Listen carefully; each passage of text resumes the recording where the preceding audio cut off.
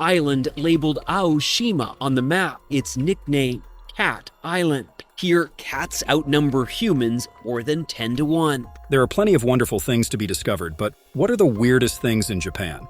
Japan's falling birth rate and high life expectancy are placing huge pressures on public spending and resulting in labour shortages. You won't believe the quirky stuff you'll find in Japan. At first, it might seem super weird, but trust me, you'll grow to love it. They've got everything from Cat's Island to high-tech toilets, strange eats, and a ton of cute stuff. Japan's gonna give you a cultural shock you won't forget. So, join us as we explore 15 things you won't see anywhere but in Japan. Number 15, Cat Island. There are actually multiple cat islands in Japan, but Aoshima Island is the biggest one. There are about 6 to 8 cats per person on this island. Island labeled Aoshima on the map, its nickname, Cat Island. Here, cats outnumber humans more than 10 to 1. It's essentially just a giant feral colony, but most of the cats are friendly because they spend so much time being doted on by tourists. The story of how this island came to be a home to so many cats is interesting. It was once strictly a fishing island, and the fishermen decided to introduce a colony of cats to the area to keep the rodents in check. Eventually, as the cats grew more social and continued to reproduce, the felines soon outnumbered the humans. Tourists often visit this island to interact with the cats, who are known to pose for photos and even play with visitors. They will also gladly accept gifts of food and attention. But if you do decide to visit this place, remember that there are designated feeding areas, so please be respectful of the rules. It's also important to remember that while visitors are welcome, the island is not a tourist attraction, meaning there are no hotels or tourist-friendly restaurants there. It's first and foremost a community of cats that live there full-time. Number 14. Soon, their toilets can check your blood pressure. At this time, not all Japanese toilets are as advanced as completing medical tests, but some actually can. Some will check your blood pressure, some can detect your heart rate, and more. There is always more research being done to create even smarter toilets, even sending the results of medical tests to your doctor automatically. And while you may assume that to be a strange household object to be inundated with such tech, it's actually much more useful than a lot of Japanese tech that tends to have a just because we can mentality. Some more common features in Japanese toilets are still pretty incredible if you're used to toilets in the West. They typically have a bidet attachment, which is pretty much where American toilets stop when it comes to technology. In Japan, you can expect your toilets to have a bidet, adjustable water pressure and temperature, an option for soapy spray for washing, air conditioning for hot days and air warming on cold days, and even a timer. This could allow you to program your toilet seat to heat up when you're due to get home from work. Toilets in public restrooms sometimes have automatic lids, noisemakers, and self-washing bowls for the best public facility experience possible. Number 13. Anime character cafes. When most of us think of Japan, anime characters and series are often quick to come to mind. Are you a fan of Sailor Moon, Pokemon, Studio Ghibli, or Hello Kitty? If so, you will love these anime cafes. And it's not just the decorations and theme of the restaurants. Even the food is curated to look like characters. The Pokemon Cafe is one of the most popular of these spots. Final Fantasy or Kingdom Hearts fans have to visit the Artnia Square Enix Cafe. Its most famous feature is their Final Fantasy Shrine Room. Even the music in this restaurant is pulled from the games, and the food looks incredible. If you were wondering if these places were more novelty than actually fine dining, you'll be pleasantly surprised to hear that customers rave about the food in each of these places. Somehow, the chefs are able to make the food taste as good as it looks. If Studio Ghibli is more your style, check out this Cream Puff Factory Cafe's dishes. Those look like something straight out of one of the Ghibli films. Have you ever noticed how good the food always looks in Studio Ghibli productions? There's even a cafe dedicated to Kirby, the Nintendo character. There, you can order a sandwich that comes on a pink bun with Kirby's face on it. Would you go to one of these cafes? If you've been to one, tell us about your experience. These are absolutely unique to Japan. Number 12. The traffic lights are red and blue.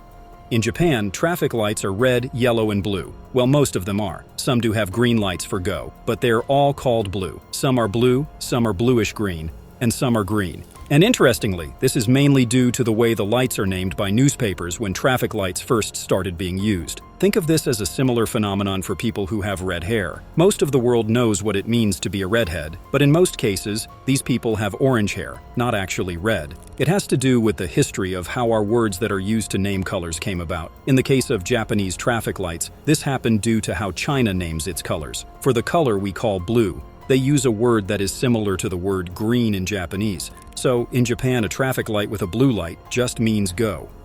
Number 11. Exotic fruits. Exotic fruits can of course be found all over the world, but there are some fruits that are native only to Japan. These fruits are all local delicacies, and fruits you should definitely try fresh. Japanese peaches have been carefully bred for centuries, after the first peach trees were imported to the island.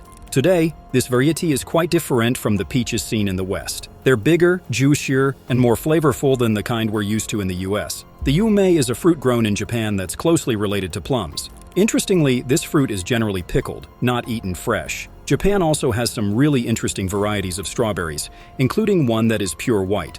They're said to taste like a red strawberry, but their color makes them highly sought after and expensive. Akebi is a very strange-looking fruit, which is now being cultivated simply because of its unique appearance. It looks like an eggplant on the outside, and the inside looks like a cross between a corn cob and a peeled banana, but smaller and pure white. It's apparently not very flavorful and difficult to eat, but this one seems like it would still be a really cool food to experience firsthand. Number 10.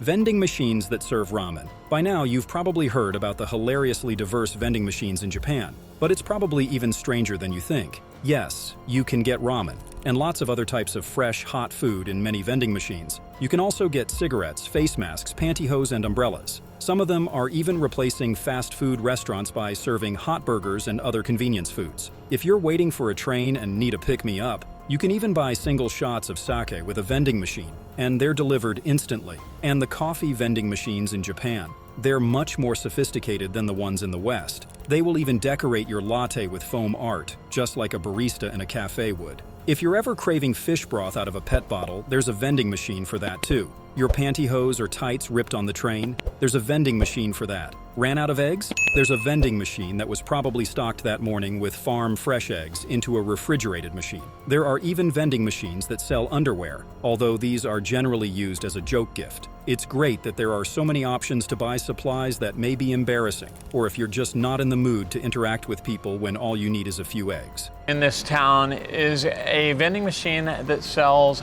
alligator. It's like an alligator claw or leg or paw or drumstick, I don't know. Number 9. Crocodile meat. There are some parts of the world that consume crocodiles, and Japan is one of them. The meat is often described as a combination of chicken and fish, very soft and mild. It's usually served grilled and in a dish that has many other ingredients because the meat is rather unremarkable on its own. Some places are fervently against the consumption of crocodiles as they are protected animals. In Japan, it's not as common as some people think. You should also be aware that if you see crocodile on the menu, you may not be ordering what you think. In the Japanese language, crocodiles and sharks have the same name. Crocodile sushi or sashimi may actually be made of shark meat. According to those that have tried it, shark meat is a delicacy. Traditionally, it has been eaten in that area because sharks can be caught in the Sea of Japan, and the meat is known to last for a long time. Since the animals are quite big, catching a shark meant food for a very long time. It's described as being uniquely chewy or sticky in texture with a mild yet gingery flavor. It certainly sounds interesting, don't you think? Would you try shark sushi? Number 8. Tenugui. These hand towels are called tenugui. They're made from cotton and have many uses. Aprons, worn as scarves, used as a placemat, or covering your head for traditional reasons. They are often intricately embroidered or dyed. The finer the fabric used to make them, the more detailed the designs can be. Making these towels is a labor of love. The design is typically hand-drawn on tanned paper, which is then hand-carved. This step alone can take several weeks. Next, the cloth is starched, which helps control how the dyeing process works. Next, the dye is carefully poured onto the fabric with a special tool which allows extreme precision. The dye is gently pulled through the fabric by an absorptive compressor underneath the cloth. This allows the dye to fully penetrate the cloth, so each side is vibrant. Once the dye has been fully absorbed, the cloth is washed and air-dried to ensure a perfect final product. Because these towels are so intricately and traditionally curated, they make excellent gifts and souvenirs. Typically, these towels have a detailed, uniform design, like waves, dots, or leaves in a geometric repeating pattern. However, they can also feature illustrations of sushi, hand-drawn art, or even custom designs. Number 7.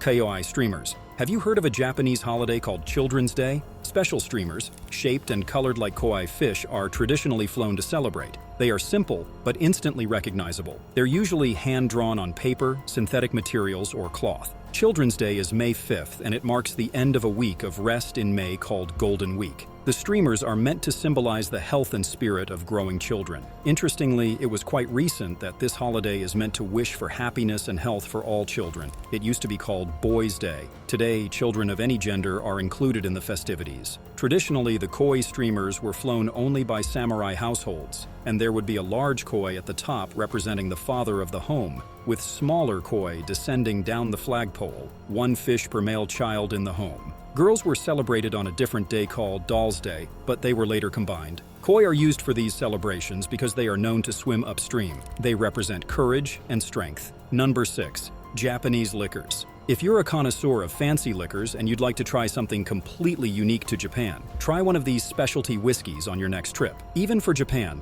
the Mars Komagatake single cask whiskey is extremely rare. It generally sells out just moments after becoming available to new consumers. It's identified by this label with an illustration of the dragon from the Hokusai Museum. From the same producer, there's the Mars Komagatake Hojo Selection 2017 Sanuki whiskey. This one is said to be fruity with hints of vanilla, with a complex yet delicate profile. Shochu is another type of liquor that can only be found in Japan. It's made with either sweet potatoes, barley, or rice. And of course, there are a lot of varieties of sake that can be sampled in Japan, where sake comes from. Have you ever had a specialty drink in Japan? If so, let us know which was your favorite. Number 5. Purikura. You've probably heard of photo booths, but did you know that in Japan, they have photo booths that will then Photoshop your images for you? They're called Purikura, and have been around since the 90s, actually. The first versions were generally pretty basic. You could have the machine print your photos with a decorative frame, but they have gotten progressively more advanced. Some arcades and amusement parks have whole floors filled with Purikura. In areas like this, men are typically not allowed to use the machines without a woman. They're heavily marketed towards women and girls, and this practice is meant to keep nefarious individuals at bay. If a man is part of a group or a couple, and there is a woman present, they can use the machines. This is also only for entire floors of Purikura. They usually work with a green screen background, so it's best not to wear green. Once the photos are taken, the editing is done on the outside of the machine. Decorations like cat ears, makeup, glitter, and so many more are available. Number 4. Omamori charms. It's simply put, omamori charms are Japanese good luck charms. They're ornate pouches with a small strap that is used to hang the charm. They're found primarily at shrines and temples, hanging from fences and most surfaces. Locals also often wear them on backpacks or hang them from phone cases or keychains. They are used to invite good luck and protect against bad luck. Omamori. These are lucky charms that you can buy at shrines or temples, like this one. However, there are some kinds that have specific uses, though the actual design isn't of much importance. Some common uses are for wishing a new couple a happy relationship, looking for love, finding happiness, or doing well at work or school. They can also vary in size, and some are more rigid, while others are able to hold small items in the pouch. Some even come with suction cups to easily attach them to bicycles. Most locals buy their omamori from specific shrines or temples and replace them with each new year. The charms are generally retired by returning them to the temple they were purchased from. If you're planning a trip to Japan and you're looking for a special, authentic souvenir for a loved one, omamori is a great choice. Number 3. Automatic taxi doors. Japanese people are living in the future compared to most of the world. If you don't believe us, check out the taxis. Their doors open automatically for customers at the touch of a button by the driver. Back doors are traditionally opened for the customer by the driver. Years ago, the taxis were typically much smaller, and the drivers could reach from their seat and open the door without getting out. Today, the cars are too big, and the handle too far away to allow it to be done the old way, so now they have buttons. There are a lot of reasons beyond the obvious cool factor. It helps keep the car itself cleaner, preventing the patron from having to touch the door handle. There's also the fact that the driver doesn't need to get out to open the door for the customer, which could allow nefarious people to steal the taxi as soon as the driver gets out. It's also another form of hospitality, like we mentioned earlier in the video. By having the door open automatically for the customer, they are being well cared for, especially for handicapped or physically disabled people, or those carrying a lot of bags. Taxis having automatic doors is one of those things that just makes sense. It makes you wonder why other places don't do this for all of the same reasons. Number 2. Kotatsu. Are you familiar with the Japanese tradition of sitting on the floor, barefoot, to eat at a low table? There's more to it than just that. In Japan, a kotatsu is used for this purpose, which is a low wooden table covered by a heavy blanket or futon and topped with a tabletop. People like to sit around the kotatsu and all of your lower half of your body is heated up, so you don't feel like the rest of the room is cold. There's usually also an electric heat source built into the kotatsu to ensure the comfort of everyone gathered around it. While there are other places in the world that have similar traditions, a kotatsu can only be found in Japan. The history of these tables is rich and complex. During the 14th century, the Japanese would use a cooking hearth known as irori. These were sunken hearths, fired with charcoal that families would gather around for warmth and to eat. Over the centuries, this tradition remained alive, and what we now know as kotatsu emerged. By the mid-1900s, the heating element was changed from the traditional charcoal to a more modern electric heat source. Although charcoal-heated kotatsu can still be found and purchased today.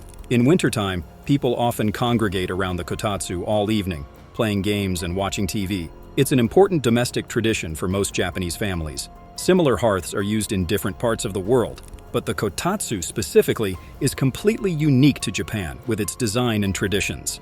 Number 1. Hours of all-you-can-drink specials.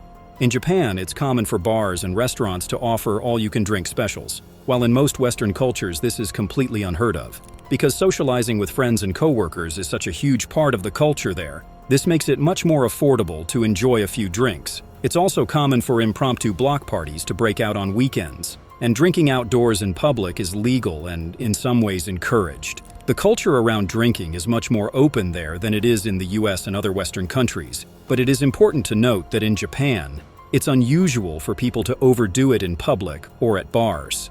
It's not a total free-for-all, however. There are no limits to the number of drinks that can be ordered, but there is generally a time limit. It can range from an hour to 3 hours, typically. The drinks can range from beers, wines, cocktails, and non-alcoholic options. Interestingly, this type of gathering is quite common for colleagues as a part of the work culture. It's not mandatory, of course, but a lot of networking and even actual collaborations happen at bars during these specials. That's all for today, everyone. Be sure to check out our channel for more videos. Thank you all so much for watching, and we will see you in the next one.